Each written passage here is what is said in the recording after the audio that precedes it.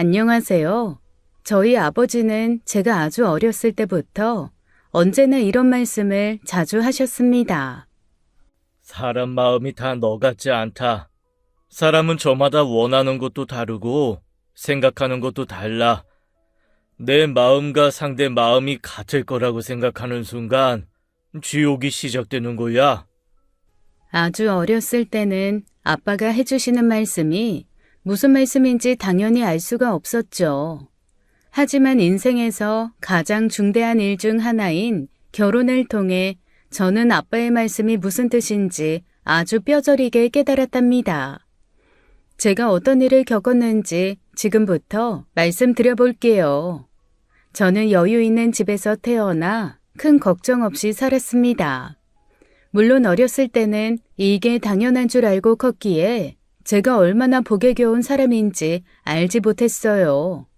어렸을 때부터 부모님은 제가 하고 싶은 건 뭐든 다 하게 해주셨고 제가 하기 싫은 건 그 어떤 것도 시키지 않으셨어요. 어차피 넌 어른 되고 시집 가면 하기 싫은 것만 하고 살아야 돼. 그러니까 엄마 아빠랑 같이 사는 동안은 너 하고 싶은 것만 하고 살아. 알았지?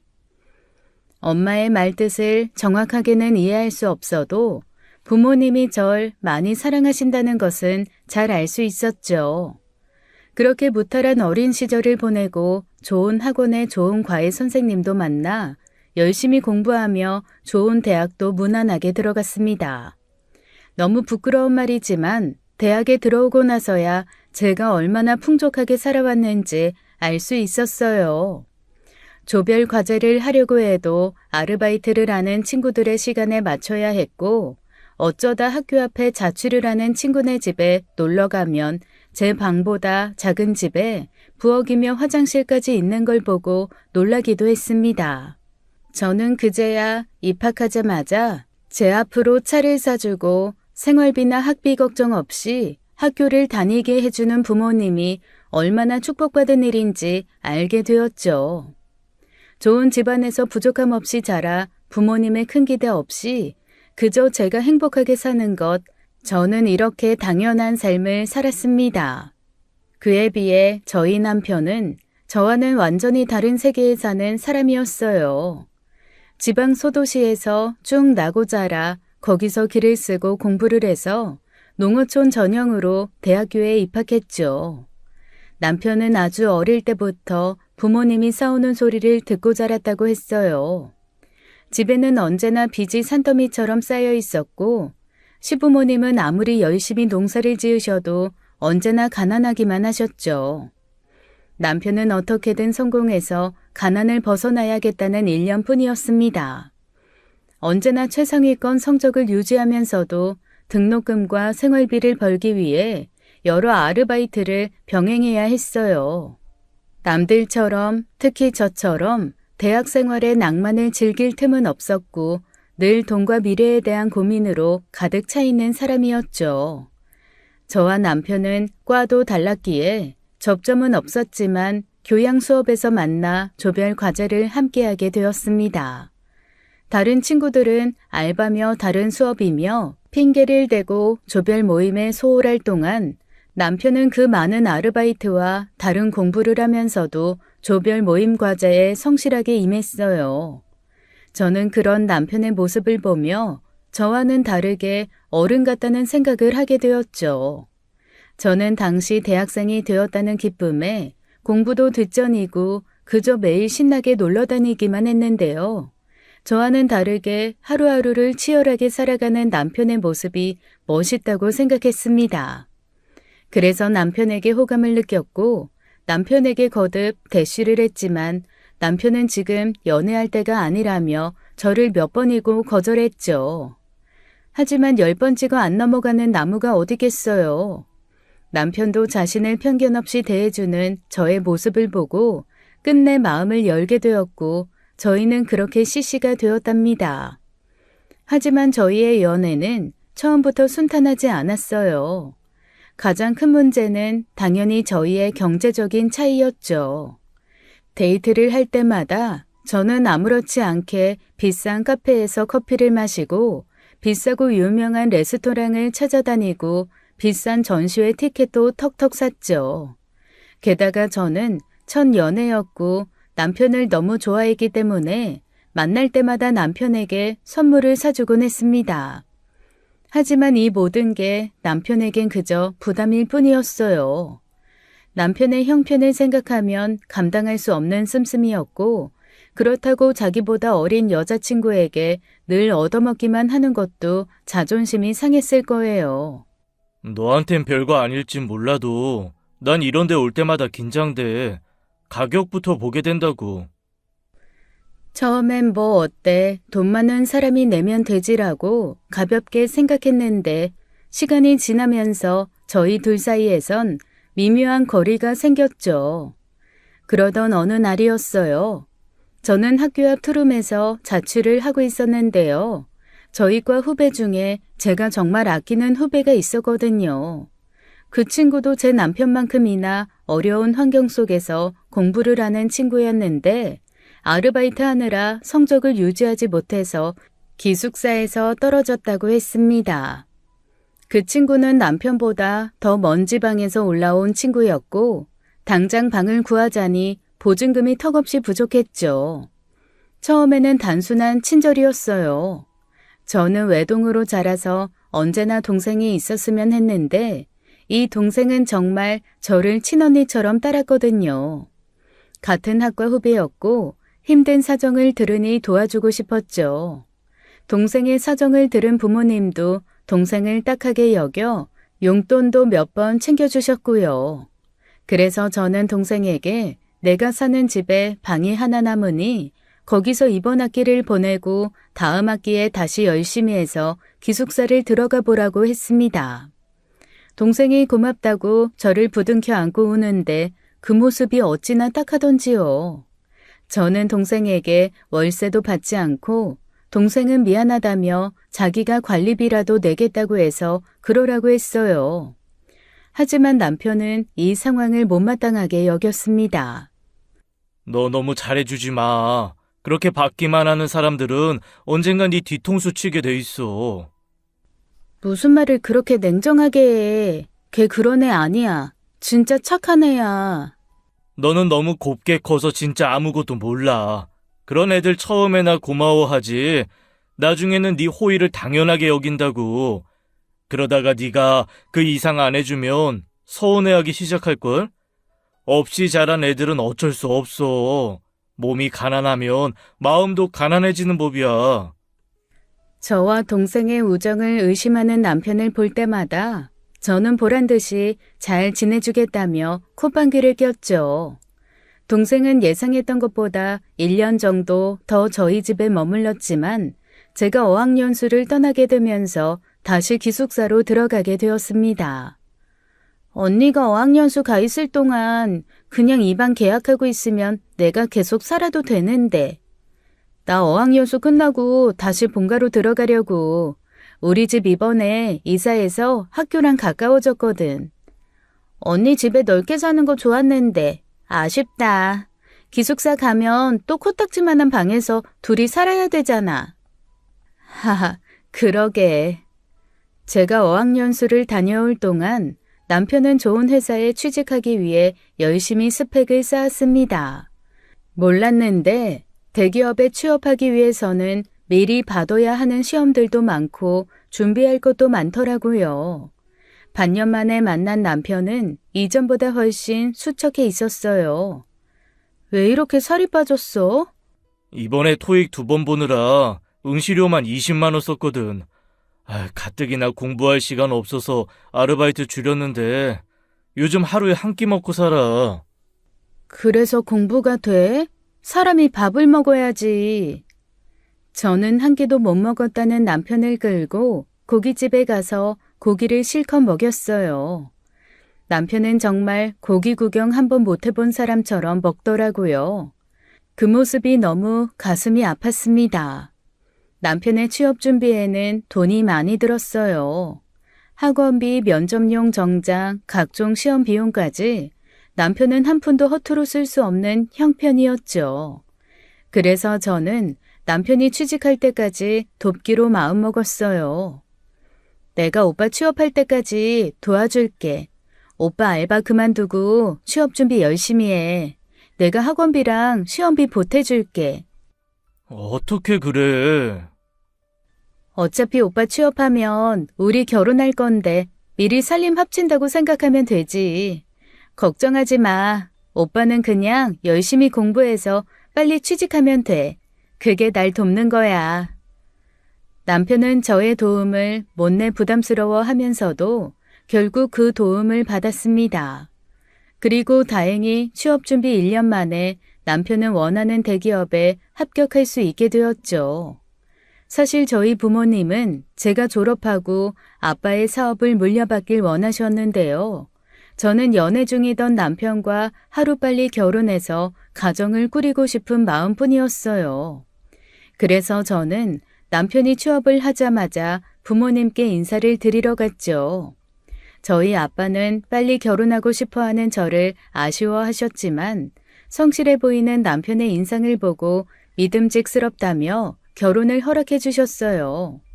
그렇게 저희는 무사히 결혼을 하게 되었고 저는 남편을 내조하며 하루하루 행복하게 살고 있었습니다. 그렇게 저와 남편의 사정이 나아질 동안 저와 1년 넘게 살았던 동생의 처지는 영 나아질 기미가 보이지 않았어요. 심지어 학비가 부족해서 휴학도 여러 번 했었다고 하더라고요. 하지만 남편은 더 이상 동생을 돕는 걸 원하지 않았어요. 나 이제 더 이상 당신이 걔 도와주는 거 못 봐. 그전에는 내가 남자친구 자격이었으니까 뭐라 못했지만 이젠 당신 남편이잖아. 우리 가정에 충실해, 제발. 알겠어. 학비를 끌어온 동생에게 저는 결국 학비를 빌려주지 않았고 대신 제 비상금 100만 원을 동생에게 주었습니다. 나 진짜 언니밖에 없는데 언니 정말 너무 서운하다. 미안해. 나도 결혼하고 돈 많이 써서 이것밖에 못 주겠다. 이건 안 갚아도 돼. 우선 이걸로 급한 불부터 꺼. 100만 원을 누구 코에 붙여. 동생은 서운해하며 눈물을 보였습니다. 하지만 남편 말대로 이제 저는 가정이 생긴 사람이니 언제까지나 남을 도울 순 없는 노릇이었죠. 사실 동생을 만나던 즈음에 제 마음에 여유가 없었던 것도 있었습니다. 시어머니가 저를 좋아하지 않으셨거든요. 시어머니는 항상 저만 보면 당신 아들 돈으로 편하게 먹고 사는 년이라며 비아냥거리셨어요. 남편과 제가 살고 있는 이 집은 저희 아버지가 해준 집이고 또 남편이 출퇴근하면서 쓰는 외제차도 저희 엄마가 결혼 선물로 주신 거였거든요. 그걸 알면서도 저희 부모님 앞에서는 그저 굽신굽신 하시면서 제 앞에서만 항상 거들먹거리며 저를 야단치셨죠. 시어머니의 18번은 우리 아들은 더 좋은 여자 만날 수 있었는데 어쩌다 널 만나서 쯧쯧이었습니다. 너는 복 받은 줄 알아. 이런 남편이 어딨니? 키 커, 잘생겨, 회사도 좋은 데 다니고. 게다가 네가 집에서 팽팽 놀아도 잔소리 한 번 안 하잖니. 네가 뭐 애를 키우는 것도 아니고. 처음엔 그냥 모른 척하려고 했어요. 제가 사랑하는 남편의 어머니니까요. 하지만 시어머니의 구박은 날이 갈수록 심해지기만 했습니다. 어쩌다 시어머니가 놀러 오셔서 제가 이것저것 장 봐와서 차려드리면 그저 불평불만만 늘어놓으셨어요. 이건 짜고 저건 싱겁고 어쩌고 저쩌고 하면서 말이죠. 하지만 제가 더 화가 났던 건요. 남편의 태도 때문이었습니다.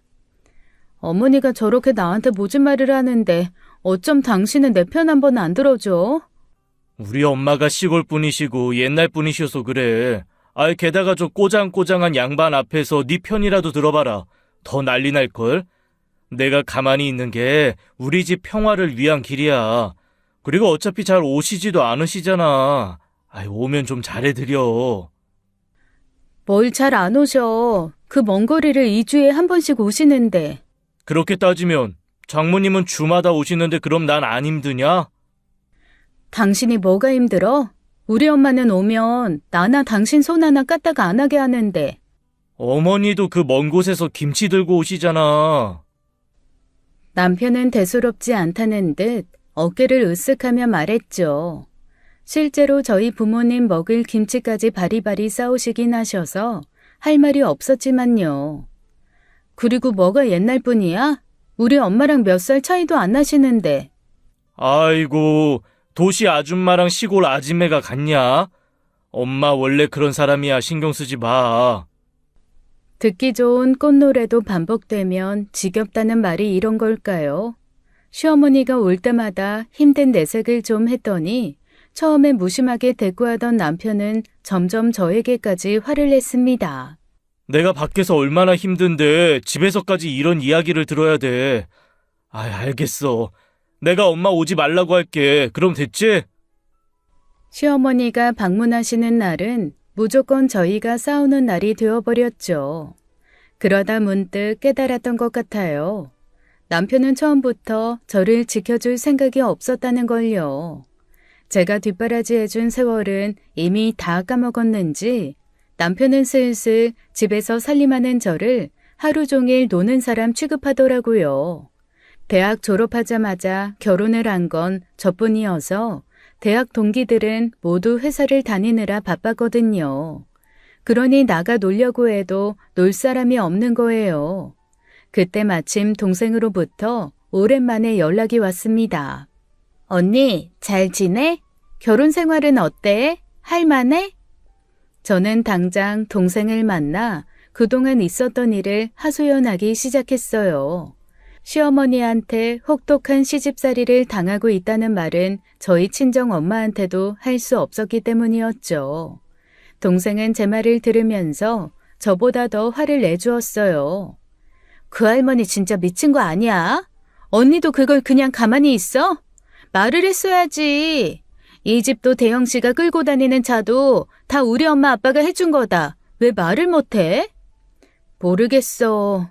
시어머니 앞에만 가면 가슴이 콩닥콩닥거려서 아무 말도 안 나와. 으이그, 내가 언니 바보같이 굴 때 알아봤다. 솔직히 난 대영 선배랑 언니 결혼하는 거 진짜 마음에 안 들었어. 왜? 차이가 너무 나잖아. 그리고 대영 선배 그 집 기둥일 거 아니야. 언니 그런 말도 못 들어봤어? 남의 집 대들보는 빼오는 거 아니래잖아.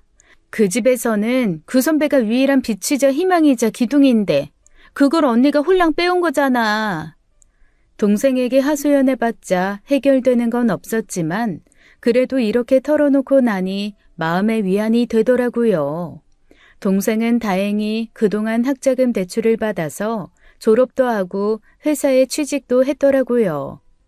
나도 이렇게 회사에 취직을 했는데 언니 스펙이면 더 좋은 회사 취직할 수 있었을 텐데 그 학벌에 그 스펙이 아깝지도 않냐? 나는 그냥 빨리 가정을 꾸리고 싶었어. 가끔 나나 만나서 이렇게 털어놓기라도 해. 안 그러면 언니 화병 생긴다. 그래, 진짜 너밖에 없다. 남편이 동생을 싫어하는 건 알았지만 저는 남편 몰래 동생을 따로 만나 밥도 사주고 하소연도 하면서 시간을 보냈죠. 그쯤 남편은 회사 일이 바빠지기 시작해서 저한테는 관심도 없었어요. 그러던 어느 날 동생이 저에게 주변에 아는 남자 없냐며 소개팅을 물어보더라고요. 소개팅? 나도 슬슬 결혼해야지. 연애 못한 지도 너무 오래됐고. 주변에 어디 괜찮은 남자 없어? 에이, 난 맨날 집에만 있는데 내가 아는 남자가 어딨어. 대형 선배 회사 후배들 많을 거 아니야. 나 정도면 꿀리는 정도는 아닌데 대기업 남자 한번 만나볼 수 있는 거 아니야? 동생은 남편만큼의 대기업은 아니어도 그래도 이름을 들으면 아는 정도의 회사에 다니고 있었거든요. 저는 퇴근한 남편한테 동생에게 소개시켜줄 남자가 있나 언뜻 물어봤는데 남편은 아직도 그 동생한테 끌려다니는 거냐며 화를 냈습니다. 그놈의 화영이 아직도 걔한테 끌려다니는 거야? 뭘 끌려다녀. 그냥 대학 선후배끼리 가끔 만나는 거지. 내 후배들 다 스펙 빵빵한 여자들만 찾아. 화영이로는 어림도 없어. 화영이 정도면 괜찮지 뭘 그래? 애 예쁘고 회사도 나쁘지 않고 학교도 당신이나 나나 화영이나 셋이 똑같은 학교인데. 그리고 난 누구 소개시켜주는 거 딱 질색이야. 둘이 싸우기라도 하면 가운데 껴서 얼마나 불편한지 알아? 하긴 당신이 사회생활을 안 해봤는데 뭘 알겠어. 무지랭이 취급하지 마. 나도 알 건 다 알아. 그리고 걔 만나지 마. 다른 동창들한테 물어봐. 걔 만나는 사람 당신밖에 없어. 뭐? 왜? 몰라서 물어? 걔 학교 다닐 때부터 이상했잖아. 당신만 몰라, 당신만. 그저 온실 속 화초처럼 귀하게 자라서 다 내 맘이 남 같은 줄 알지? 남편의 그 말을 듣는데 갑자기 아빠의 말이 생각나더라고요. 사람 마음이 다 내 마음 같지 않다는 말 말이에요. 사람 촉이라는 게 참 이상하죠. 남편이 했던 말이나 아빠가 했던 말이나 결국 같은 말인데 이상하게 남편 말을 듣는 순간 마음 한켠이 쌓였습니다. 그리고 저는 머지않아 그 쌓은 촉의 실체를 알게 되었죠. 남편의 회사가 야근이 많기는 해도 주말 출근을 잘 시키진 않았거든요. 그런데 언제부턴가 남편은 토요일이고 일요일이고 할 것 없이 출근을 해야 한다며 아침 일찍 나가 밤 늦게 들어오곤 했습니다. 아니, 갑자기 웬 주말에 출근이래?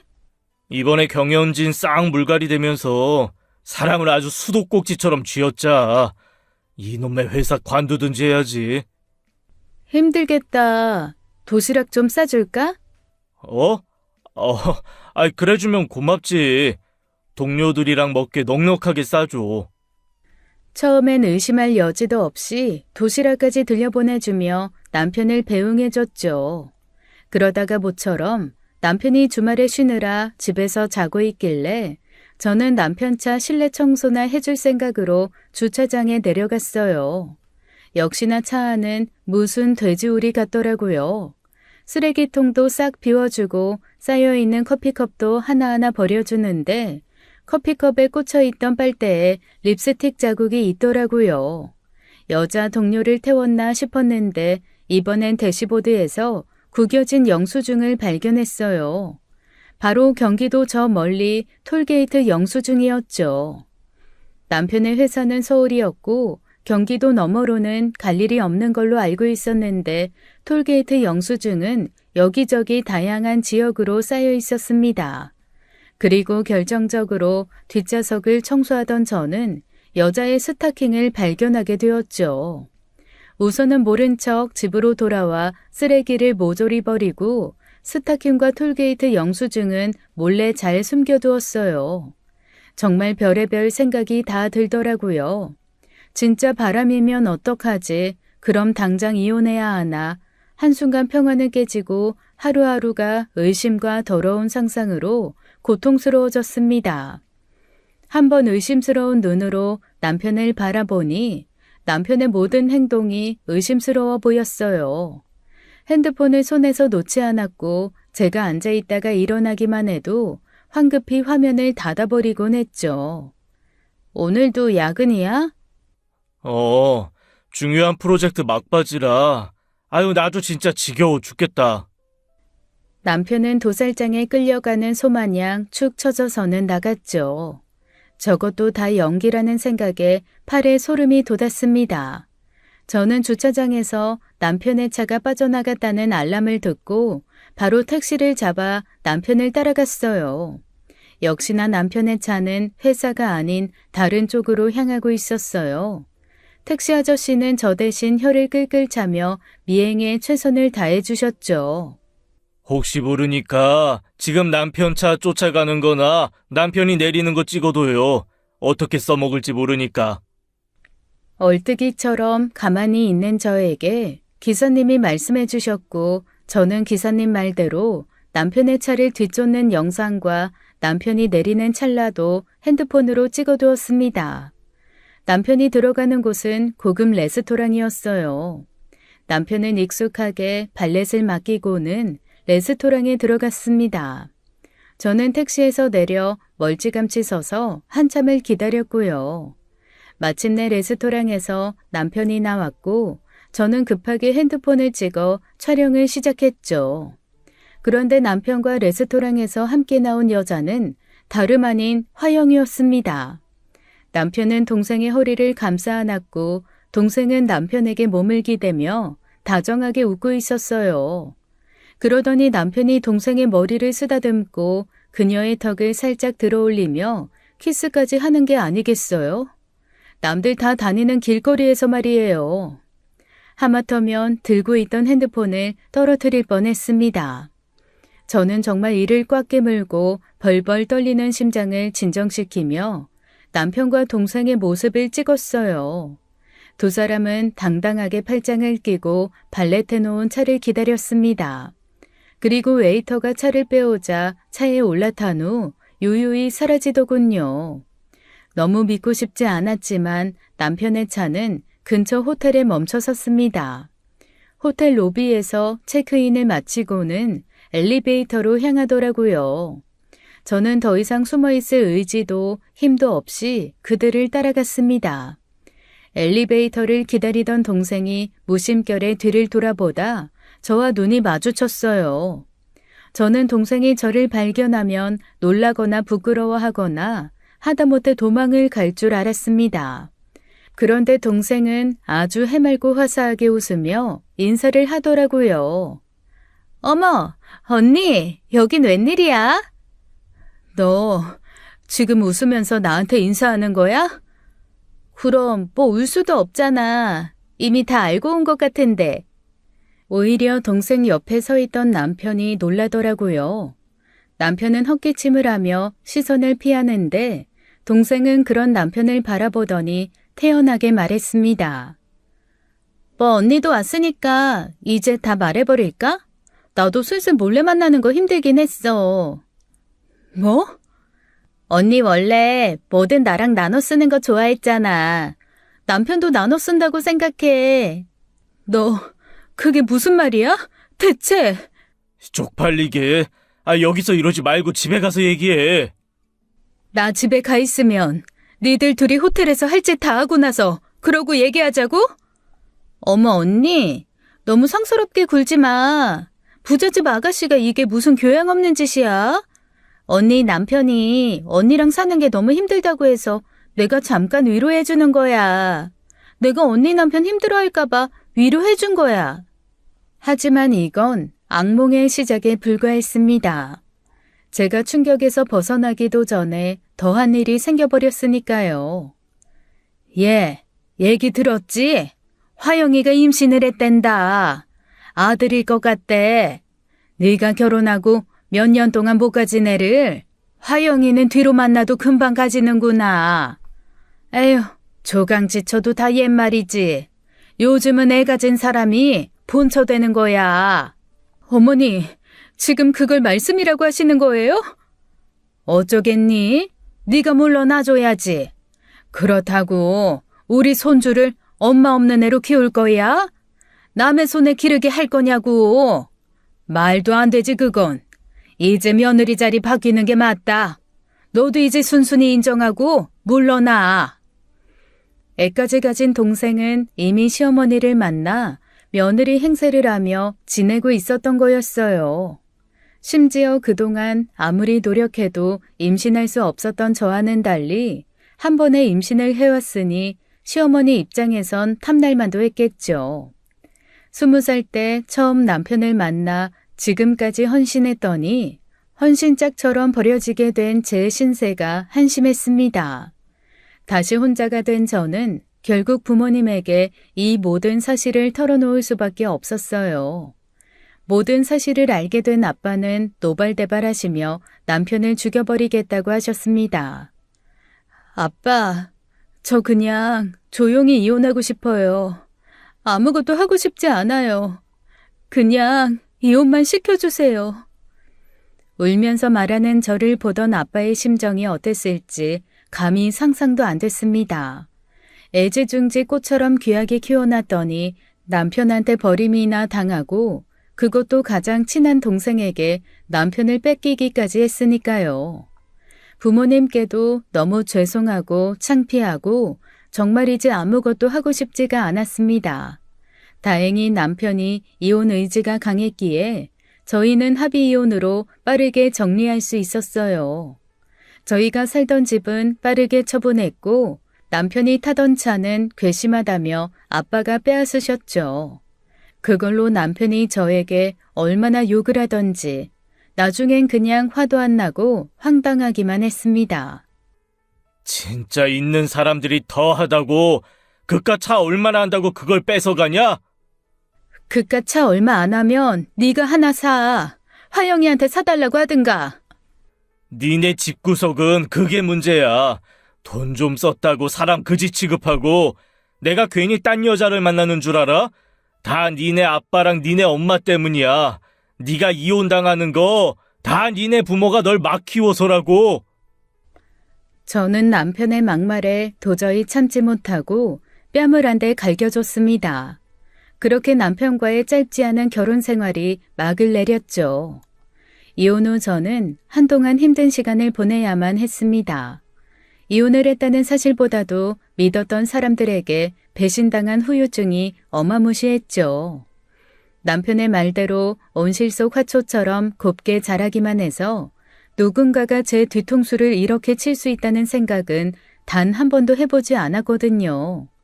아버지는 이런 저에게 단호하게 말씀하셨어요. 수업료 비싸게 치르고 인생 배웠다고 생각해라. 그래도 애 없이 이혼한 게 어디니? 난 그것도 하늘이 도왔다고 생각한다. 사돈, 아니, 그 시골 아줌마 성격에 애 두고 가라고 지랄했을 텐데 차라리 이렇게 깔끔하게 헤어지는 게 나아. 더 이상 울지 마라. 눈물 아까워. 네가 뭐가 부족하냐? 너 먹여 살려줄 아버지 있고 멀쩡한 집 있고 부족한 게 뭐야? 요즘은 이혼은 흠도 아니야. 미친놈한테서 벗어난 거니까 축복받을 일이야. 죄송해요, 아버지. 그럴 필요 없어. 살다 보면 이런 일도 있고 저런 일도 있는 거야. 내가 항상 말했지. 사람 마음이 다 내 맘 같지 않다고. 다 각자의 사정과 사연이 있는 거니까 너도 훌훌 털어버려. 내가 너 다시 일으켜 세워줄 테니까 나한테 정 미안하거든. 이번엔 내가 시키는 대로 해라. 아버지는 처음으로 저에게 부탁 아닌 부탁을 하셨죠. 그래서 저는 아버지의 부탁으로 미국 유학길에 올랐습니다. 공부를 손 놓은 지도 너무 오래됐고 영어도 안 쓴 지 너무 오래되어서 한동안은 꽤나 고생했어요. 하지만 처음부터 다시 시작하는 마음으로 어학원부터 열심히 다녔죠. 이 나이에 이혼하고 유학을 할 수 있다는 게 얼마나 축복인지 이제는 뼈저리게 잘 알았기에 저는 정말 이악 물고 열심히 공부했습니다. 더 이상 누구에게도 휘둘리지 않기 위해서 또 다시는 무시당하지 않기 위해서 말이죠. 그렇게 저는 미국에서 MBA 과정을 마치고 5년 만에 한국으로 귀국하게 되었습니다. 사실 이렇게 된 이상 미국에서 일을 하며 쭉 살고 싶었지만 그새 나이가 많이 드신 아버지는 아버지 사업체를 제가 물려받길 원하셨어요. 저 또한 그게 아버지에 대한 물질적, 심적 빚을 갚는 일이라 생각했기에 기꺼이 한국으로 돌아왔고요. 낙하산이라는 소리를 듣지 않기 위해서 저는 바닥부터 차근차근 일을 배우기 시작했습니다. 그리고 또 5년이란 세월이 흘렀고 저는 마침내 아버지의 뒤를 이어 대표 자리에 오르게 되었어요. 그간 치열하고 열심히 살아왔기에 저의 대표직을 반대하는 회사 사람은 아무도 없었습니다. 10년 전 아무것도 모르고 순진하게 살림만 하던 저의 모습은 이제 어디에서도 찾아볼 수 없었어요. 10년 동안 저는 아주 많은 걸 배웠고 그만큼 단단해졌거든요. 공부하고 일 배우는 동안 잊고 살다가 문득 남편이 다녔던 회사 건물을 마주친 적이 있었는데 남편과 동생의 소식이 궁금해지더라고요. 그들의 소식을 아는 건 어렵지 않았습니다. 성공한 모습으로 동창회에 등장했더니 너도 나도 반갑다고 달려들면서 은근슬쩍 남편의 소식을 흘렸거든요. 나는 대영이랑 너 사귄다고 할 때부터 진짜 이상하다고 생각했어. 원래 남의 집 기둥 뽑아오는 거 아니래잖아. 어우, 야, 넌 무슨 그런 얘기를 해. 세진이 민망하게. 아니야, 나 괜찮아. 벌써 10년도 더 된 일인데. 대영이 세진이랑 이혼하고 얼마 안 있다가 회사도 잘렸었는데. 그래? 소식은 전혀 못 듣고 살아서 몰랐네. 말이 나왔으니 말인데 대영이 회사 잘린 스토리 엄청 유명하잖아. 회계장부 건드렸댔나 어쨌댔나? 안 물어내는 조건으로 자진 퇴사한 거래. 화영이도 애 낳고 회사 다니다가 승진 밀리고 그대로 그만뒀을걸? 요즘 뭐하고 지내나 모르겠네. 아휴, 다 지난 일인데 뭐. 다들 이렇게 잘 지내는 모습 보니까 반갑다. 앞으로 자주 보자. 그래, 세진이도 지금 이 모습이 훨씬 잘 어울려. 우리 자주 만나자. 저를 그렇게 비참하게 버리더니 둘의 꼴이 더 우스워졌다는 말에 어찌나 고소하던지요. 기분이 좋아서 그날 동창회의 저녁값을 제가 내기도 했습니다. 제가 결제했다는 소문까지 그들의 귀에 들어가길 바라면서 말이죠. 그러던 어느 날이었어요. 거래처 직원들이 인사를 오겠다며 몇 차례 미팅 날짜를 미뤘는데 제발 한 번만 만나달라며 사정사정을 한다며 비서가 난처한 기색으로 말하더라고요. 죄송해요, 대표님. 제가 마냥 거절할 수가 없어서요. 괜찮아요. 나 오늘 계속 회사에 있으니까 이따 2시에서 3시 사이에 오라고 하세요. 비서가 미팅 일정을 알려주며 거래처가 건네준 서류와 함께 명함을 건네주었어요. 그런데 거기엔 남편의 이름이 써 있었습니다. 동명이인일까 설마 남편일까 생각하며 미팅 시간을 기다렸죠. 저는 일부러 시간보다 5분쯤 늦게 미팅룸에 내려갔는데 아니나 다를까 미팅룸에서 저를 기다리고 있던 건 동명이인의 다른 사람이 아니라 남편이었습니다. 여보. 우리가 여보라고 부를 사이던가? 아니, 세진아. 오랜만이야. 공적인 자리인데 호칭 좀 지켜주시죠? 김대영 과장님. 너 여기 어떻게... 네가 이 회사 대표야? 대표를 존중해줄 생각이 전혀 없으시네요. 김 과장님은. 아니요. 저는 그게 아니라... 이 회사가 당신이 그렇게 일을 박박 깔면서 딸을 함부로 키운 우리 아빠 회사거든? 지금은 내 회사고. 제 말에 남편의 얼굴에 핏기가 사라지더라고요.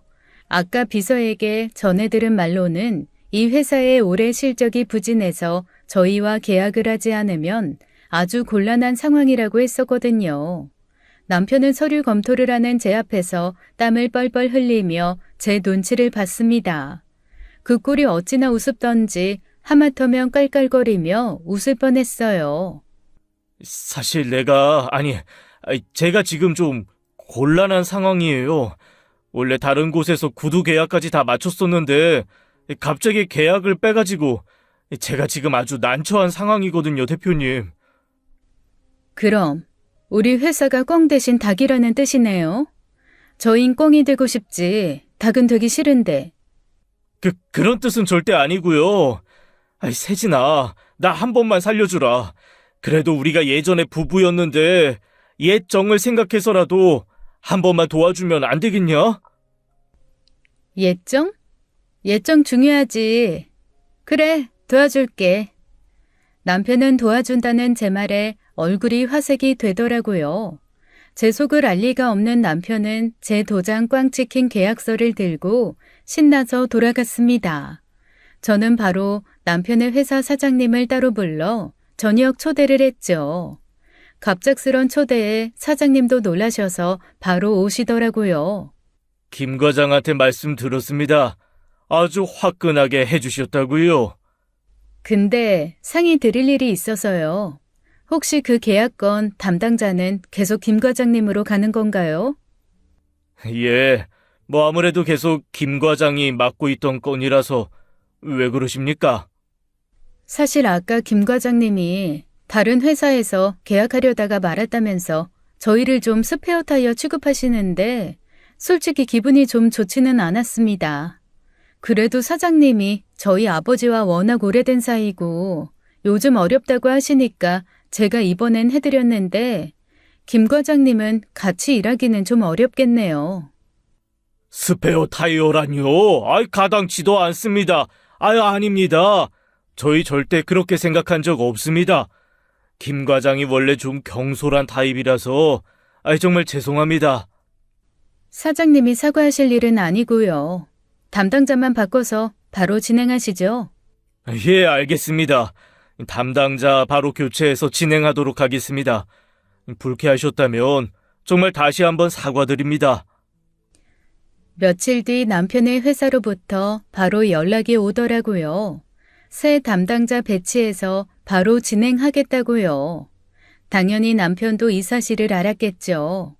기껏해야 저한테 전화해서 욕 몇 마디 하고 말 줄 알았는데 남편이 씩씩거리면서 제 사무실로 찾아오더라고요. 양세진, 네가 그랬지? 네가 나 자르라고 시켰지? 정말 너무한 거 아니냐? 내 밥그릇을 이렇게 발로 차? 남편은 정말 바보 같고 운도 좋지 않았어요. 하필이면 새 담당자를 인사시키겠다고 남편의 회사 사장님과 새 담당자님이 함께 있었거든요. 사장님은 밑도 끝도 없이 저한테 너너거리면서 화내는 남편을 보고 뜨악한 표정을 짓더라고요. 김 과장 자네 미쳤나? 지금 대표님한테 소리를 지른 건가? 너라니? 자네 정말 도른 거야? 아니요, 사장님, 그게 아니고요. 사실은 제가 저 양 대표님이랑 됐네. 자네 무례한 봐주는 것도 한계가 있지. 더 볼 것도 없네. 자네 당장 해고야. 남편은 그렇게 자신의 후임 그리고 저희 회사 직원들이 보는 앞에서 한순간에 모가지가 댕강하고 잘렸습니다. 놀라기도 하고 통쾌하기도 하더라고요. 저와 결혼했던 사이라고 말이라도 꺼날라 치면 바로 치안 취급이라도 하려고 했는데 다행히 대표님이 어퍼컷을 날린 덕에 남편은 찍소리도 못하고 사장님께 무릎 꿇고 빌고 난리도 아니었어요. 사장님은 그 소란에 계약이 무마될까 남편의 멱살을 잡아 끌고 나가셨고요. 그렇게 소동이 끝나는 줄 알았는데요. 더 큰 소동이 기다리고 있었습니다.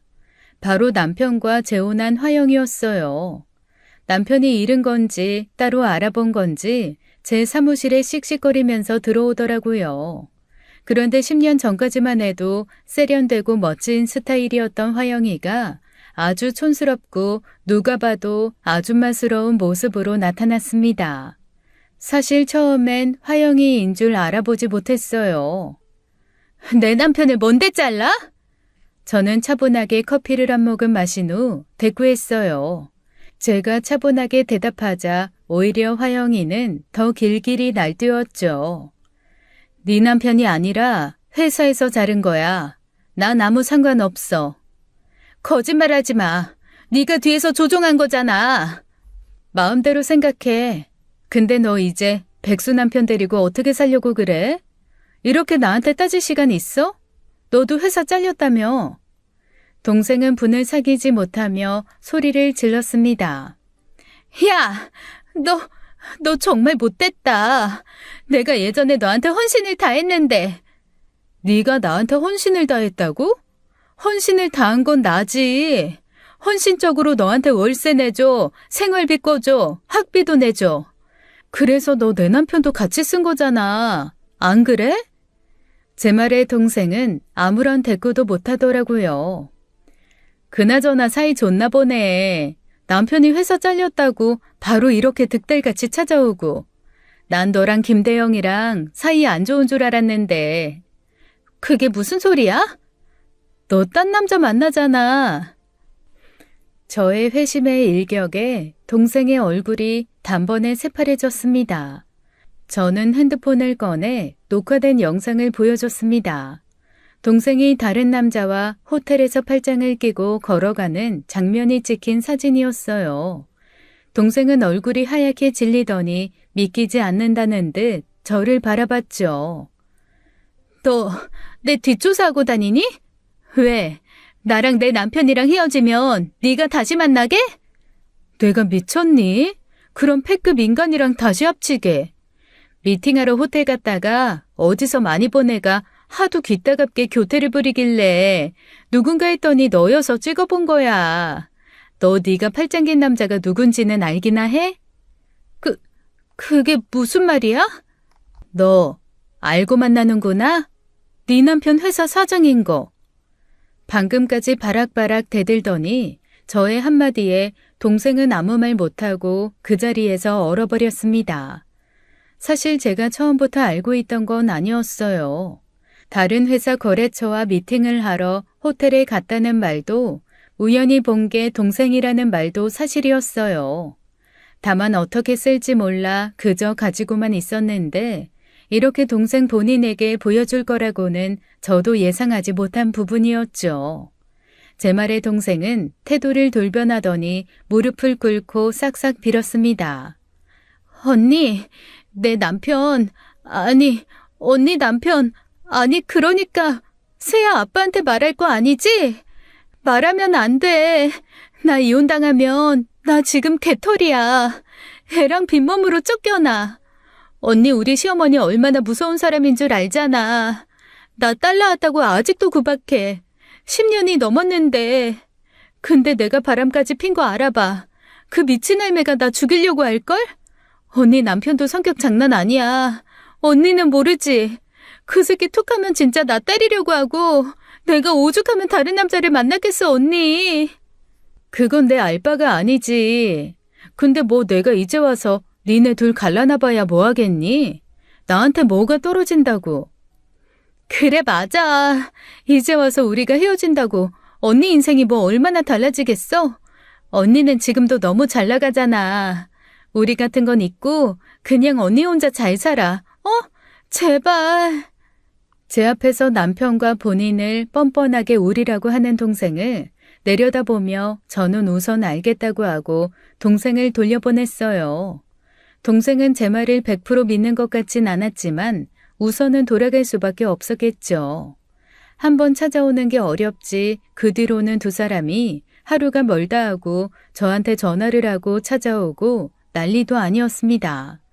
남편은 저에게 혹시 취업 자리가 있냐고 물어보기 위해서 저에게 전화를 하고 동생은 지 남편이 저한테 일자리를 구걸하는 줄도 모르고 바람피는 거 얘기하지 말라고 감시 전화를 했죠.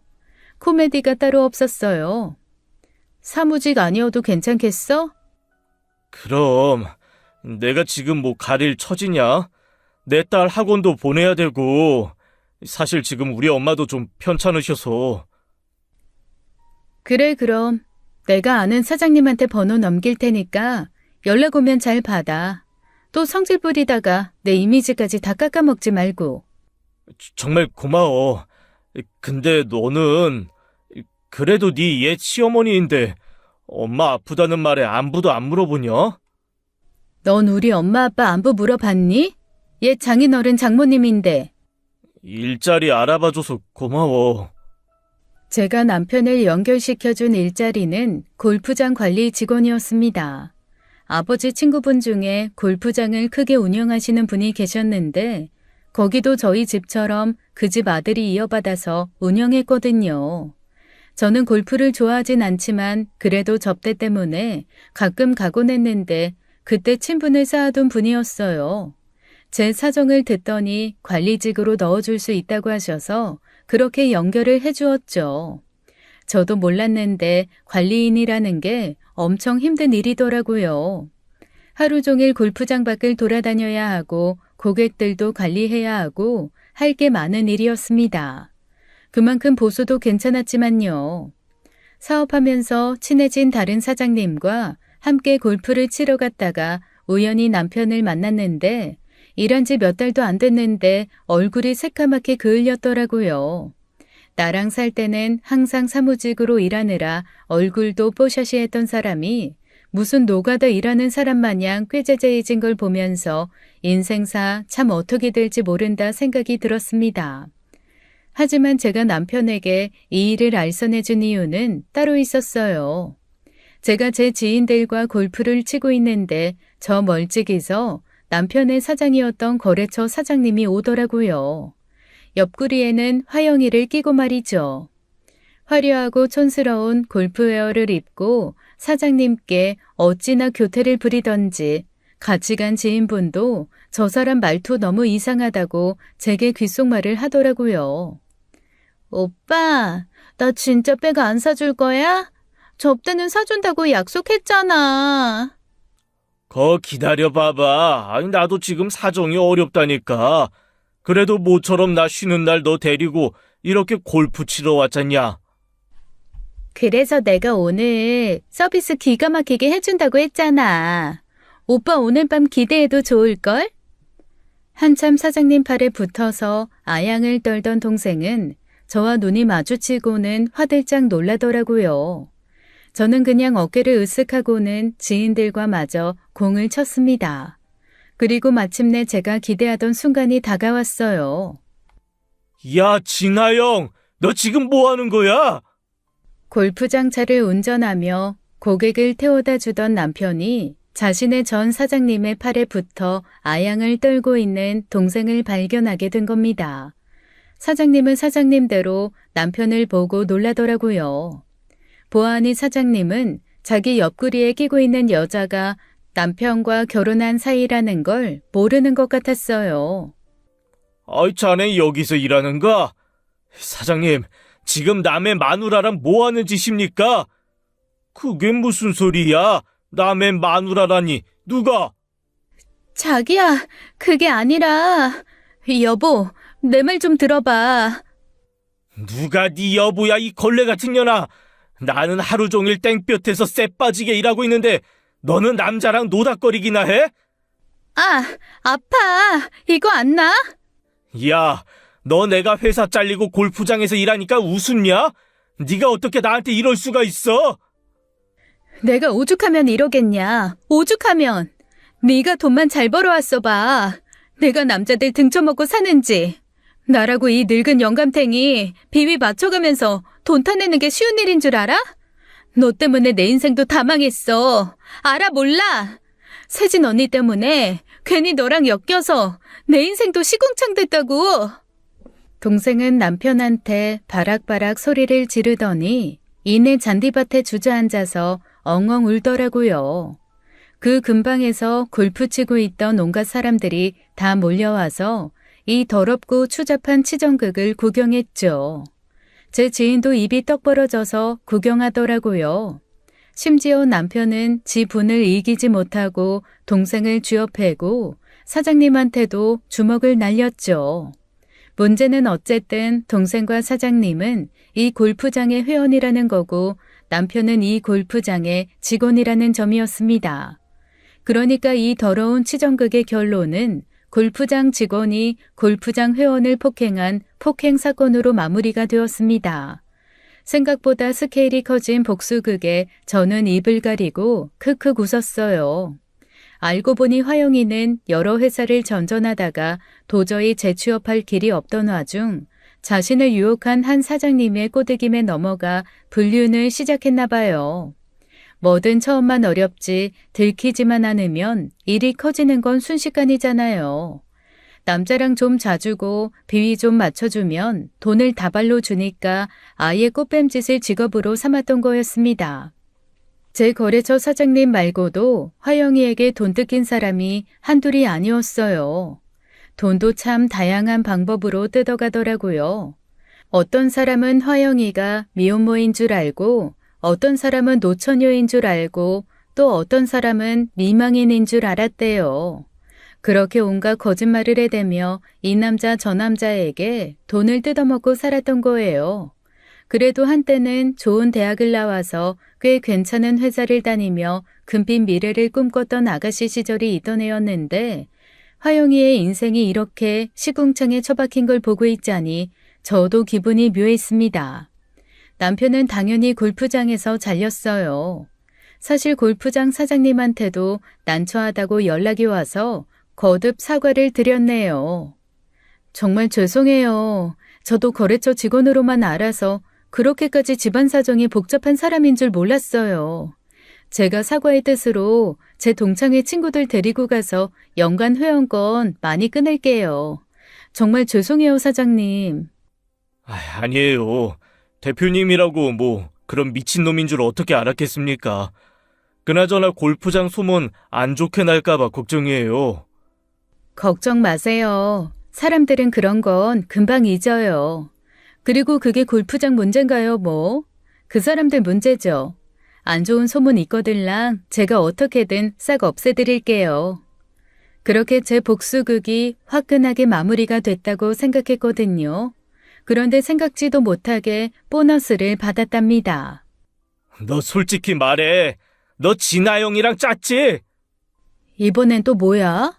너 때문에 나 진짜 번호를 바꾸든가 해야지. 안 되겠다. 일을 못하겠네. 새야, 그러니까 내 딸, 내 자식 아닌 거 너 알았지? 다 알고 나 엿먹으라고 진아영이랑 결혼하게 냅뒀지? 그게 무슨 소리야? 당신 애가 아니라니. 당신 애가 아니면 누구 애야? 그리고 내가 그걸로 화영이랑 왜 짜? 난 그때 당신한테 버림받은 사람이야. 이혼도 합의 이혼한 거 기억 안 나? 남편은 골프장 사건 이후로 화영이와 이혼을 한 해 만에 하고 있었는데요. 그 과정에서 애는 절대 빼앗길 수 없다라며 양육권을 주장하는데 화영이가 누구인 줄 알고 양육권을 주장하냐고 하더래요. 그래서 혹시 몰라 유전자 검사를 해봤더니 남편의 친자가 아니라는 결과가 나온 겁니다. 자기 핏줄도 아닌 애를 가지고 며느리 자리를 바꾸네 마네 했던 시어머니 생각도 나고 애 임신했다고 좋다고 집 나갔던 10년 전의 남편 모습도 생각났습니다. 니네 둘이 그렇게 더럽게 사는데 끝이라고 깨끗하게 나겠니? 난 이제 더 이상 너네 둘 진흙탕 싸움에 끼어들고 싶지 않으니까 너나 화영이나 제발 니네 일은 니네가 알아서 해. 다 망했어. 너 때문에 내 인생 다 망했다고. 웃기지 마. 네 인생 망한 게 왜 나 때문이니? 네가 진창으로 산 탓이지. 네가 니네 집이 나 가난하다고 무시하지만 않았더라도 나 이렇게 안 됐어. 말은 똑바로 해. 너 돈 없어서 뒷바라지 해주고 족보 구해다 주고 거지 새끼 물에 건졌더니 보따리 내놓으라는 것도 유분수지. 그리고 우리 집에 언제 널 무시했는데 어떤 장인장모가 무시하는 사위한테 집 해주고 차 해주고 그러니? 너야말로 고마운 은혜도 모르고 금수같이 굴어서 벌 받은 거야. 저는 10년 전에 차마 하지 못했던 말을 이제야 모두 털어놓았습니다. 정말이지 속이 다 시원하더라고요. 이렇게 쉬운 말인데 이렇게 간단하게 말할 수 있는데 10년 전에 저는 왜 아무것도 못하고 순순히 물러나줬을까요? 지나간 시간을 후회해봤자 돌아오는 건 자책뿐이겠죠. 저는 모든 짐을 내려놓고 앞으로 도약하기 위해 모든 것을 훌훌 털어버렸습니다. 두 사람은 서로 네 탓이네 내 탓이네 한참 개싸움을 하다가 이혼했다고 들었어요. 남편은 병든 시어머니를 모시고 시골로 내려가게 되었고 화영이는 딸과 함께 어디론가 사라졌다고 했습니다. 저는 이제 가슴속에 쌓아둔 분노도 아픔도 고통도 모두 다 잊었어요. 앞으로는 제게 주어진 일을 열심히 하면서 행복하게 즐겁게 살기 위해 노력할 것입니다. 제 사연을 들으신 여러분들도 하루하루 즐겁고 행복하게 사셨으면 좋겠어요. 저의 길고 긴 이야기 들어주신 여러분들 다시 한번 감사드립니다.